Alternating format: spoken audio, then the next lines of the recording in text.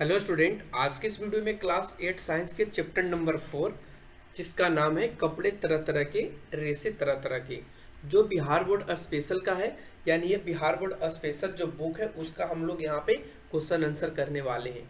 Chapter 1 से लेकर के और भी जो इस चैप्टर 1 से लेकर के 1 2 3 4 5 ये सभी आपको इस वीडियो के डिस्क्रिप्शन बॉक्स में उसका लिंक मिल जाएगा, जहाँ से आप उसको देख सकते हैं। और भी चैप्टर का क्वेश्चन आंसर हमने करा रखा है, तो आप लोग इस वीडियो के डिस्क्रिप्शन को चेक कीजिएगा, वहां से आप उसको देख सकते हैं। तो चलिए आज के इस वीडियो में बढ़ते हैं, इस चैप्टर से रिलेटेड जितने भी क्वेश्चंस दिए गए हैं उन सभी का उत्तर करते हैं। तो देखिए, फर्स्ट क्वेश्चन आपका रिक्त स्थानों की पूर्ति करने वाला है, यानी आपको खाली जगह जो दिए गए हैं उसमें आपको भरना है। जैसे फर्स्ट क्वेश्चन का था कि संश्लेषित रेशे खाली जगह अथवा खाली जगह रेशे भी कहलाते हैं। तो जो संश्लेषित रेशे होते हैं बच्चों, उसको हम लोग मानव निर्मित, ठीक है, या मानव निर्मित या कृत्रिम रेशे भी कहते हैं। आप इसको इधर भी लिख सकते हैं, कृत्रिम पहले मानव निर्मित इधर, तो आपको जैसे लिखना है वैसे आप इसको लिख सकते हैं, क्योंकि अथवा की बात का है तो मानव निर्मित अथवा कृत्रिम रेशे भी कहलाते हैं। अगला क्वेश्चन आता है क्वेश्चन नंबर 2, जिसमें कहता है कि सूती वस्त्र जलने पर खाली जगह के जलने जैसी गंध आती है। यानी सूती वस्त्र को आप जलाएंगे तो कैसा गंध आएगा, तो ये कागज के जलने जैसा गंध आता है, ठीक है। जबकि आप नायलॉन से उबलती हुई जो गंध आएगी वो फल्ली के समान गंध आएगी। किसके समान? फल्ली के गंध के समान। थर्ड क्वेश्चन यहाँ पे देखिए, कहता है कि सूती और नायलॉन के वस्त्र को फाड़ने पर खाली जगह वस्त्र आसानी से फटते हैं। कहने का इसका मतलब है कि अगर आप सूती वस्त्र और नायलॉन के वस्त्र को फाड़ते हैं तो इन दोनों में कौन आसानी से फट जाता है। तो आपका सही जवाब यहाँ पे हो जाएगा कि सूती वस्त्र को आसानी से आप फाड़ दीजिएगा, तो यहाँ पे सूती वस्त्र हो जाएगा। क्वेश्चन नंबर 4 कहता है यहाँ पे खाली जगह रेशा सेलुलोज के रासायनिक क्रियाओं द्वारा प्राप्त किए जाते हैं। यानी वो कौन सा रेशा है जो सेलुलोज के रासायनिक क्रियाओं द्वारा प्राप्त किया जाता है। तो इस प्रश्न का सही जवाब हो जाएगा यहाँ पे रेयॉन। क्या हो जाएगा? रेयॉन जो रेशा है वो सेलुलोज के रासायनिक क्रियाओं द्वारा प्राप्त किए जाते हैं। अब बढ़ते हैं आगे के क्वेश्चन नंबर 2, जिसमें आपको मिलान करना है कॉलम क से कॉलम ख में। तो चलिए इसको फटाफट से मिलान कर लेते हैं। रेशम को क्या होता है? तो रेशम जो आपका होता है वो प्राकृतिक रेशा होता है। पैराशूट, तो पैराशूट क्या होता है? तो ये नायलॉन के रेशे से बनाया जाता है। कृत्रिम रेशा, तो कृत्रिम रेशा यहाँ पे आपका क्या हो जाएगा? रेयॉन हो जाएगा। टेरिलिन क्या है? तो टेरिलिन आपका संश्लेषित रेशा है। तो आप ऐसे भी लिख सकते हैं कि पहला के हो जाएगा ग, ठीक है, उसके बाद आप दूसरा का लिख सकते हैं यहाँ पे घ, उसके बाद आप तीसरा का लिख सकते हैं यहाँ पे तीसरा का ख, उसके बाद आप चौथा का लिख सकते हैं क। तो इस तरीके से आप यहाँ पे मिलान कर लीजिएगा तो आपका मिलान हो जाएगा। अब बढ़ते हैं आगे के क्वेश्चन नंबर 3, जिसमें कहता है कि कुछ रेशे संश्लेषित क्यों कहलाते हैं। क्वेश्चन आपसे पूछा है कि कुछ ऐसे रेशे हैं जिसको हम लोग संश्लेषित रेशा के नाम से जानते हैं, तो वो संश्लेषित क्यों कहलाते हैं। तो इस प्रश्न का राइट आंसर होगा कि रासायनिक संश्लेषण प्रक्रिया द्वारा प्राप्त होने के कारण कुछ रेशे संश्लेषित कहलाते हैं, जैसे कि nylon, Dacron, terylene, polyester, terricot इत्यादि। ये सभी रेशे जो हैं उसको हम लोग संश्लेषित रेशा के नाम से जानते हैं। और क्यों जानते हैं? क्योंकि ये रासायनिक संश्लेषण प्रक्रिया के द्वारा प्राप्त किए जाते हैं, ठीक है। तो आपको ऐसे आंसर लिखना था। क्वेश्चन नंबर 4 आइए। क्वेश्चन नंबर 4 कहता है कि नायलॉन रेशा से निर्मित 2 वस्तुओं के नाम बताइए जो नायलॉन रेशों की प्रबलता को दर्शाती है। कहने का मतलब है कि नायलॉन से निर्मित 2 किसी प्रकार का वस्तु बताइए जो इसके मजबूती को दर्शाता है, नायलॉन के मजबूती को दिखाता है। तो इस प्रश्न का राइट आंसर हो जाएगा, एक तो आपका पैराशूट होगा और सेकंड आपका चट्टानों पर चढ़ने हेतु जो रस्सा का इस्तेमाल किया जाता है, ये दोनों नायलॉन की प्रबलता को दर्शाती है। और ये दोनों जो हैं वो नायलॉन के रेशे से बनाई जाती है या नायलॉन रेशा से निर्मित की जाती है। तो इस तरीके से आपको यहाँ पे लिख लेना था। क्वेश्चन नंबर 5 कहता है कि रसोई घर में संश्लेषित वस्त्र पहनने की सलाह नहीं दी जाती है। क्यों? रसोई घर में संश्लेषित वस्त्र पहनने की सलाह नहीं दी जाती है। ऐसा क्यों नहीं दी जाती है?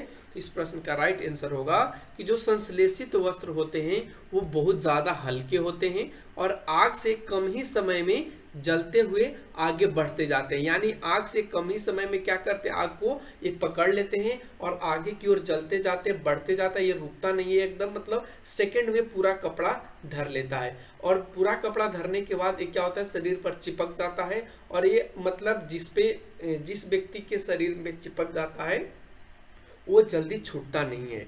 और इन सबों के फलस्वरूप संश्लेषित वस्त्र को रसोई घर में पहनने के लिए अलाउ नहीं किया जाता है, पहनने के लिए सलाह नहीं दिया जाता है कि आप संश्लेषित वस्त्र पहन करके रसोई घर में जाइए। ठीक है, तो ऐसा नहीं कहा जाता है।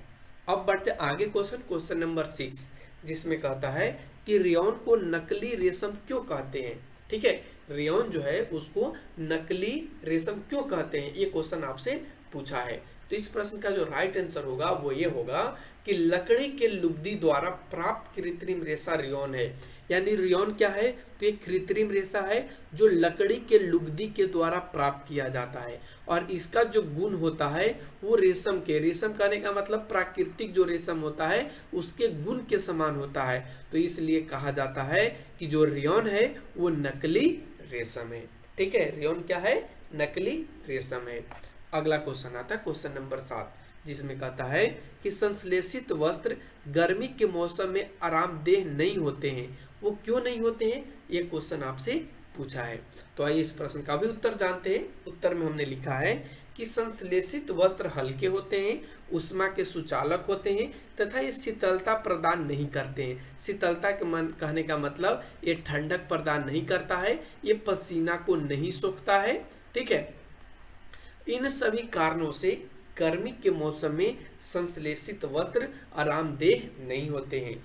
इस कारण से हम लोग पहनते भी नहीं है क्योंकि ये हल्का होता है, ऊष्मा इसमें आसानी से आर पार कर जाता है और ऊष्मा को ये ज़्यादा मात्रा में अवशोषित करता है और साथ में जो शरीर से पसीना निकलता है उसको ये सोखता भी नहीं है और सोखता तो ठंडक देता और ये ठंडक भी नहीं देता है। तो इन सब वजहों से हम लोग गर्मी के मौसम में संश्लेषित वस्त्र नहीं पहनते क्योंकि ये आरामदेह नहीं हो पाता है। अगला क्वेश्चन आता है क्वेश्चन नंबर 8, जिसमें कहा है कि एक्रिलिक के 2 उपयोग लिखिए। एक्रिलिक क्या है, तो एक प्रकार का ये रेशा है और इसका उपयोग लिखना है। तो इस प्रश्न का राइट आंसर होगा स्वेटर बनाने में एक्रिलिक का प्रयोग किया जाता है और कंबल बनाने में। आपको यहाँ पे ये भी थोड़ा सा हिंट्स कर दें कि जो एक्रिलिक का उपयोग किया जाता है बच्चों, वो उसको हम लोग ऊनी वस्त्रों के निर्माण में करते हैं या ऊनी वस्त्रों के जो निर्माण की प्रक्रिया है उसमें हम लोग इस तरीके के रेशा का प्रयोग करते हैं। ठीक है, तो इस तरीके से आपका आंसर 8 भी क्लियर हो गया। आगे का क्वेश्चन है क्वेश्चन नंबर 9, जिसमें कहता है कि रेशा का नाम बताना है, जिसमें कहता है कि जलने पर जलते हुए का गंध देता हो। तो इस प्रश्न का क्या उत्तर हो जाएगा, देखिए हमने तीनों का यहाँ पे लिख रखा है कि जलते हुए कागज का गंध कौन देता है, तो रेयॉन देता है, या यहाँ पे सूती वस्त्र भी आप कह सकते हैं, लेकिन यहाँ पे सूती वस्त्र नहीं कह सकते क्योंकि ये रेशा की बात क्या किया है, तो रेशा में आपका रेयॉन हो जाएगा। ठीक है, सूती वस्त्र भी सही होगा लेकिन यहाँ पे रेशा कहा है तो रेशा में रेयॉन रेशा होगा। ठीक है, जलने पर जलते हुए बाल का गंध देता है, तो आप रेशम को जब जलाएंगे तो ये बाल के जलने जैसा गंध देता है। और उसके बाद शुद्ध नायलॉन को आप जब जलाइएगा तो ये फली के जैसा गंध देता है। ठीक है, शुद्ध नायलॉन को आप जब जलाइएगा तो ये कैसा गंध देगा, ये फली के जैसा गंध देता है। तो क्वेश्चन 9 भी यहाँ पे क्लियर हो गया। अब आगे का क्वेश्चन नंबर 10 है, जिसमें आपसे पूछा है कि संश्लेषित रेशा का औद्योगिक निर्माण वास्तव में वनों के संरक्षण में सहायक रहा है। इसके ऊपर आपको एक टिप्पणी लिखना है, एक छोटा सा निबंध टाइप के लिखना है। तो देखिए उत्तर में हमने लिखा है कि प्राचीन काल से, प्राचीन काल कहने का मतलब जो प्रारंभिक काल है जब से मनुष्यों का ज्ञान हुआ है तब से लेकर के आज तक के समय की बात किया जा रहा है। तो प्राचीन काल से लेकर के आधुनिक काल तक के रेशों के निर्माण में पेड़ों का बहुत ज्यादा उपयोग हुआ है। भरपूर का मतलब होता है बहुत ज्यादा, जितना चाहिए उतना उपयोग हुआ है। आधुनिक काल में रेयॉन बनाने के लिए, आधुनिक काल यानी मॉडर्न युग में, कि जब रेयॉन बनाने के लिए किया गया तो उसे लकड़ी के लुगदी का प्रयोग किया जाता रहा है। परंतु बाद में रेयॉन के बाद नायलॉन, पॉलिस्टर, टेरिकॉट, एक्रिलिक में लकड़ी का उपयोग नहीं किया गया। यानी रेयॉन ही एक ऐसा है जिसमें प्राकृतिक पदार्थ का उपयोग किया गया, और प्राकृतिक पदार्थ के रूप में इसमें पेड़ का इस्तेमाल किया गया, पेड़ के लकड़ी जो लुगदी होता है उसका इस्तेमाल किया गया। बाकी और भी जब मानव निर्मित रेसे बनाए गए जैसे कि नायलॉन, पॉलिस्टर, टेरिकोट, एक्रिलिक, इन सभी में लकड़ी का प्रयोग नहीं किया गया। इन सब को रासायनिक संश्लेषण प्रक्रिया द्वारा निर्मित किया गया है। ये सब जो है इनको रासायनिक प्रक्रिया के द्वारा, रासायनिक संश्लेषण प्रक्रिया के द्वारा इसका निर्माण किया गया है। इतना ही नहीं, इन रेशों से टेबल बनाया जा सकता है, कुर्सी बनाया जाता है, तथा अन्य प्रकार के जो औद्योगिक सामग्री है उसका भी निर्माण किया जा सकता है। जिससे यह स्पष्ट होता है कि जो संश्लेषित रेशा है वो औद्योगिक निर्माण वास्तव में वनों के संरक्षण में सहायक सिद्ध होता है। तो इस तरीके से आपको यहाँ पे छोटा सा टिप्पणी लिखना था जो हमने आपको यहाँ पे लिख करके बता दिया। तो इस चैप्टर में 1 से लेकर के 10 तक ही क्वेश्चन था।